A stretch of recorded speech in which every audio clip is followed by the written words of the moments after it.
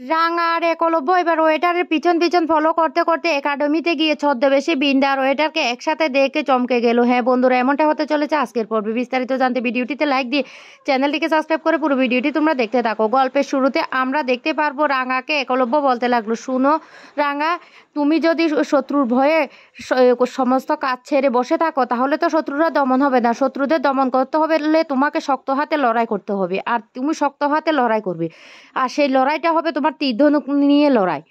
এইদিকে ছদ্মবেশী বিন্দা ফোন করে সেই ওয়েটারকে আর বলতে লাগলো, শুনো, তোমাকে একটা কথা বলে রাখি, তুমি যত তাড়াতাড়ি সম্ভব এখান থেকে পালিয়ে যাও, না হলে পুলিশ কিন্তু তোমাকে ধরে ফেলবে। তোমার টাকা তো আমি তোমাকে দিয়ে দিয়েছি, তুমি তাড়াতাড়ি সেই রেস্টুরেন্ট থেকে পালাও। এই কথা বলতে লাগলো। রাঙা, কি হবে কি হবে, একটা প্ল্যান মিস হয়েছে, প্ল্যান এ মিস হলে প্ল্যান বি, বি মিস হলে সি, এইভাবে আমি তোমাকে শেষ করে দেবো, তুমি আমার হাত থেকে বাঁচতে পারবে না। এদিকে রাঙ্গাকে একলব্য বলতে লাগলো, তোমাকে তোমাকে তীর ধনুক নিয়ে লড়াইটা করতে হবে, আর তোমার লড়াইয়ের পাশে সব সময় আমি আছি।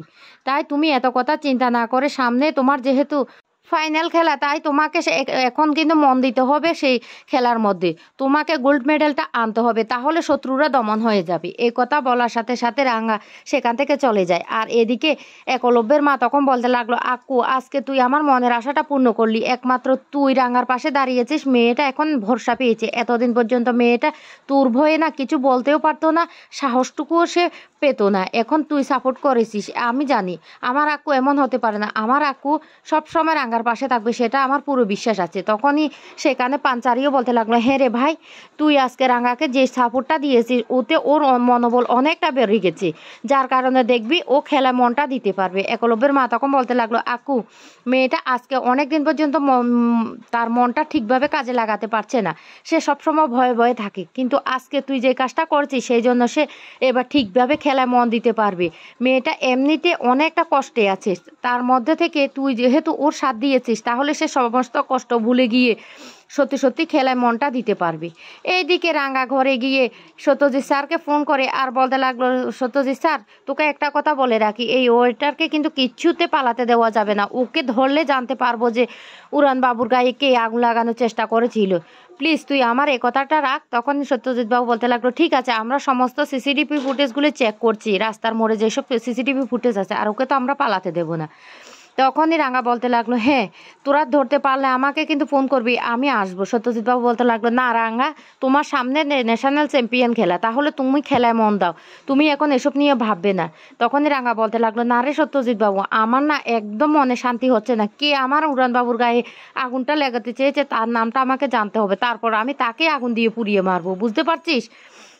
এই কথা শুনে সত্যজিৎ বাবু তখন বলতে লাগলো, না রাঙ্গা, আমি বলছি তোমার সামনে একটা এত বড় খেলা, তোমাকে খেলায় ফোকাস করতে হবে, তুমি এসব বাড়াবাড়ি করো না।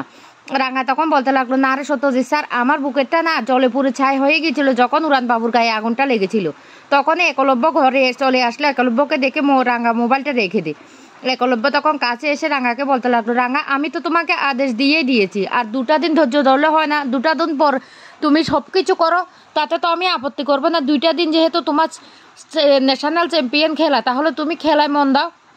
তখন রাঙ্গা বলতে লাগলো, হরে উড়ান বাবু, আমার ভুল হয়ে গেছে, আমি তোর কাছে ক্ষমা চাইছি। এই বলে রাঙ্গা কান ধরে একলব্যর কাছে ক্ষমা চেয়ে নে। তখনই একলব্য বলতে লাগলো, তুমি কিন্তু এবার থেকে ভালো করে খেলায় মন দেবে, বুঝতে পারছো? কারণ তোমাকে গোল্ড মেডেলটা আনতে হবে, শত্রুর মুখ তোমাকে দমন করতে হবে, আর এই কাজটা আমি জানি তুমি করতে পারবে। রাঙ্গা তখন বলতে লাগলো, ঠিক আছে উড়ান বাবু, আমি এবার থেকে প্র্যাকটিসটাতে মন দেবো, তুই এ নিয়ে চিন্তা করিস না, দেখবি আমি খেলায় জিতে মেডেলটা নিয়ে আসবো। একলব্য তখন খুব খুশি হয়ে যায় রাঙ্গার উপরে, আর বলতে লাগলো, রাঙ্গা, আমি জানি তুমি পারবে, তুমি শুধু মন দিয়ে প্র্যাকটিসটা করো, তুমি সব কিছু পারবে। রাঙ্গা তখন বলতে লাগলো, হরে উড়ান বাবু, আমাকে তো পারতেই হবে, আমাকে তোর মনের ইচ্ছাটা পূরণ করতে হবে, তুই একমাত্র আমার মনটা বুঝতে পেরেছিস। তখন একলব্য বলতে লাগলো, ঠিক আছে ঠিক আছে, এখন কথা না বলে শুয়ে পড়ো, কারণ অনেক রাত হয়ে গেছে। এইদিকে ছদ্মবেশী বৃন্দা শুয়ে পড়েছে, তার যে পরচুলাগুলি সেগুলি একটা টেবিলের উপর খুলে রেখে যখন ঘুমিয়ে পড়ে, তখন একটা ইঁদুর এসেছে পরচুলাগুলি টেনে টেনে নিয়ে গেল, কিন্তু বৃন্দা সেটা কিছুতে টের পায়নি, বৃন্দা তো ঘুমোচ্ছে। অন্যদিকে রাঙ্গা আর একলব্য ঘুমিয়ে পড়েছে। রাঙ্গা তখন হঠাৎ করে ঘুম ভেঙে গেলে সকাল হয়ে যায়। রাঙ্গা তখনই বলতে লাগলো, ঠিক আছে, এবার আমাকে প্র্যাকটিসটা করতে হবে, আমাকে একাডেমিতে যেতে হবে। আর তখনই রাঙ্গা একলব্যর গায়ে চাদরটা দিয়ে দেয় আর একলব্যর দিকে অবাক দৃষ্টিতে তাকিয়ে থাকে আর বলতে লাগলো, উড়ান বাবু তুই তাহলে ঘুমাস, সকাল সকাল আমি গিয়ে প্র্যাকটিসটা করে আসি, না হলে খেলা তো আর বেশি দিন নেই, মাত্র 2 দিন হাতে, আমাকে তো যেতে হবে। এই বলে রাঙ্গা একলব্যর গায়ে চাদরটা ঠিকঠাক করে দিয়ে সেখান থেকে উঠে পড়ে আর তখনই বেরিয়ে যায় একাডেমির উদ্দেশ্যে আর বলতে লাগলো, আমাকে একাডেমিতে যেতে হবে। আর এইদিকে সত্যজিৎ বাবু তখন রাঙ্গাকে ফোন করে বলে দেয় যে সিসিটিভি ফুটেজে ওইটা কোথায় যাচ্ছে সেটা।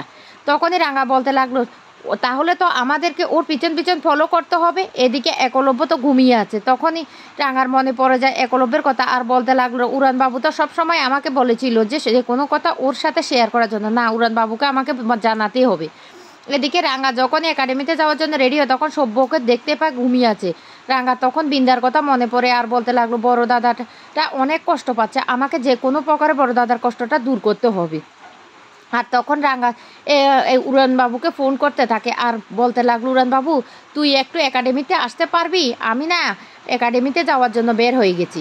তখন একলব্য বলতে লাগলো, ঠিক আছে আমি আসছি। এইদিকে বাড়িতে হঠাৎ করে অঙ্কুর পাঞ্চারিরা মোবাইলে ভিডিওটা দেখতে পায় যে সার্থকী বলেছে 10 লাখ টাকা ফিস ডিপোজিট করে রেখেছে সে বৃন্দার নামে, বৃন্দা যেন ফিরে আসে। এই কথাটা শুনে তো সবার মাথায় যেন আকাশ ভেঙে পড়লো। পাঞ্চারি তখন বলতে লাগলো, দাদার কাছে এত টাকা কোথা থেকে আসবে, এটা কে বলেছে মিথ্যে কথাটা বলার জন্য। এদিকে তখনই সেখানে পাঞ্চারি মা চলে আসে আর এসে ওদের সাথে রাগারাগি করতে থাকে, বলতে লাগলো, সকাল সকাল তোদের কি এখনো ঘুম ভাঙেনি, তোরা এখনো একটা কাজ পর্যন্ত করিসনি। অদিতি এবার কিন্তু আমি তোকে বকা দেবো। তখন অদিতি বলতে লাগলো, মামি দেখো না, মোবাইলে তুমি ভিডিওটা দেখলে তোমার মাথাটা জাস্ট ঘুরে যাবে, দাদা বাবু কি বলেছে তুমি দেখো। তখনই এই রাঙ্গা শাশুড়ি মোবাইলে ভিডিওটা দেখতে থাকে আর দেখে বলতে লাগলো, আমি জানি আমার ছেলেটা দেনা জড়িয়ে আছে, তাহলে এই কথাটা কে বলার জন্য ওকে শিখিয়ে দিয়েছে। অঙ্কুর তখন বলতে লাগলো, আমিও তো জানি ওর ব্যবসা খুব খারাপ যাচ্ছে, অনেক দেনা হয়ে গেছে, তাহলে। তখন একলব্যর মা বলতে লাগলো, ছেলেটা কেন যে কথাটা বলছে, কিছুদিন আগেও তো ছেলেটা বলেছে সে নাকি বৃন্দাকে ডিভোর্স দিয়ে দিবে, আর এখন সে ওকে ফিরিয়ে আনার জন্য এই কথাটা বলছি, কেন বলছি, কি উদ্দেশ্য সেটাই তো বুঝতে পারছি না। তখন একলব্য নিচে চলে আসে। একলব্য এসে বলতে লাগলো, দেখো সকাল সকাল দাদাভাই কি শুরু করে দিয়েছে, তোমরা দেখো। তখন এই কথা শুনে একলব্যর মা বলতে লাগলো, শুন আকু আমি কি করব, এই দেখ এমনিতে তো ছেলেটা অনেক দেনা হয়ে আছে, তাহলে এই ছেলেটা এই কথাটা কেন বলেছে। সভ্য তখন সেখানে চলে আসে। সভ্য এসে বলতে লাগলো, সবটা আমাকে রাঙ্গা শিখিয়ে দিয়েছে। এইদিকে এই একাডেমিতে চলে আসে রাঙ্গা এসে দেখতে পায় একাডেমির দরজা তালা দেওয়া। তখন বলতে লাগলো, ঠিক আছে তাহলে আমি ওই যে ছেলেটা তার ঘরে গিয়ে চাবিটা তো আমি নিয়ে নিতে পারি, অবিনাশের ঘরে আমি গিয়ে দেখি তো চাবিটা ওর ঘরে তো থাকতে পারে। এই কথা বলে রাঙ্গা অবিনাশের ঘরের দিকে যেতে থাকে। অন্যদিকে দেখা যায় একলব্য তার মাকে বলতে লাগলো, মা আমাকে এক্ষুনি বেরোতে হবে, রাঙ্গা বলেছে আমাকে খুব তাড়াতাড়ি একাডেমিতে যাওয়ার জন্য। এদিকে একাডেমিতে লুকিয়ে দেখা করতে আসে সে ওয়েটারটা, আর ওয়েটারটা তখনই বৃন্দার ঘরে এসে বৃন্দার সাথে দেখা করে কথা বলতে থাকে। বৃন্দা তখন বলতে লাগলো, তোমাকে না আমি বলেছি এই শহর ছেড়ে চলে যেতে, তাহলে তুমি এখানে কেন এসেছো। এদিকে দরজায় এসে চিৎকার করতে থাকে রাঙ্গা আর বলতে লাগলো, অবিনাশ দরজাটা খোলো, আমি না চাবি নিতে এসেছি। অবিনাশ তখন কি করবে, ছদ্মবেশটা নেওয়ার জন্য তাড়াতাড়ি করে যখনই পরচুলাটা পড়তে যাবে তখন দেখতে পায় পরচুলাটা নেই। তখনই ছদ্মবেশে অবিনাশ অর্থাৎ বৃন্দা ভয় পেতে থাকে আর বলতে লাগলো, এবার আমি কি করব। এইদিকে সভ্যর কথা শুনে একলব্যের মা অবাক হয়ে যায় আর বলতে লাগলো, রাঙ্গা তোকে বলেছে যে এই খবরটা করতে। তখন সভ্য বলতে লাগলো, হ্যাঁ আমাকে রাঙ্গাই বলেছিল এই খবরটা ছড়িয়ে দেওয়ার জন্য। তখন বলতে লাগলো, মেয়েটা যে কখন কি করে সেটাই বুঝতে পারি না, মেয়েটা কেন এমনটা করছে সেটা তো বুঝতে পারছি না। সভ্য তখন বলতে লাগলো, মা দেখা যাক না, রাঙ্গার কথা শুনে আমি তো ভিডিওটা দিয়েছি, সত্যি যদি বৃন্দা ভিডিওটা দেখে তাহলে ফিরে আসতে পারে, তাহলে তো আমরা একটা ব্যবস্থা করতে পারবো। তখন একলব্যের মা বলতে লাগলো, ঠিক আছে। এদিকে একলব্য বাড়ি থেকে বের হয়ে যায় একাডেমিতে যাওয়ার উদ্দেশ্যে।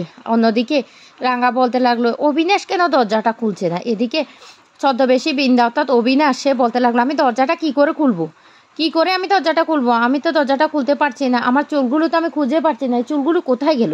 সকাল সকাল ও যে কেন চলে এসেছে। এদিকে সেখানে চলে আসে একলব্য তখন রাঙ্গাকে বলতে লাগলো, কি রাঙ্গা হঠাৎ করে এখানে। তখন রাঙ্গা সবটা খুলে বলে আর বলতে লাগলো, এখানেই আমি দেখতে পেয়েছি সে ওয়েটারকে আসতে, এখানে কার কাছে এসেছে সেটা আমাদেরকে জানতে হবে। আমাদেরকে দরজাটা ভাঙতে হবে। একলব্য তখন বলতে লাগলো, ঠিক আছে, দরজাটা যেহেতু খুলছে না, আমাদেরকে দরজাটা ভাঙতে হবে। এই বলে রাঙ্গা আর একলব্য বলে দরজাটা ভেঙে ফেলে। আর ঘরের মধ্যে গিয়ে দেখতে পায় বৃন্দা সেই ওয়েটারকে, বৃন্দা ছদ্মবেশে পুলিশের সেই এই অবিনাশের ছদ্মবেশ নিয়েছে, কিন্তু চুলাটা পড়েনি। যা দেখে অবাক হয়ে যায় একলব্য আর রাঙ্গা। আর রাঙ্গা তখন বলতে লাগলো, এক্ষুনি আমি সত্যজিৎ স্যারকে ফোন করব, এক্ষুনি আমি ওদেরকে অ্যারেস্ট করতে বাধ্য করব। তো বন্ধুরা, সেটা হলে তোমাদের কাছে কেমন লাগবে সেটা অবশ্যই কমেন্ট করে জানাবে। আর পরবর্তী পর্ব দেখার জন্য চ্যানেলটিকে সাবস্ক্রাইব করে রাখবে।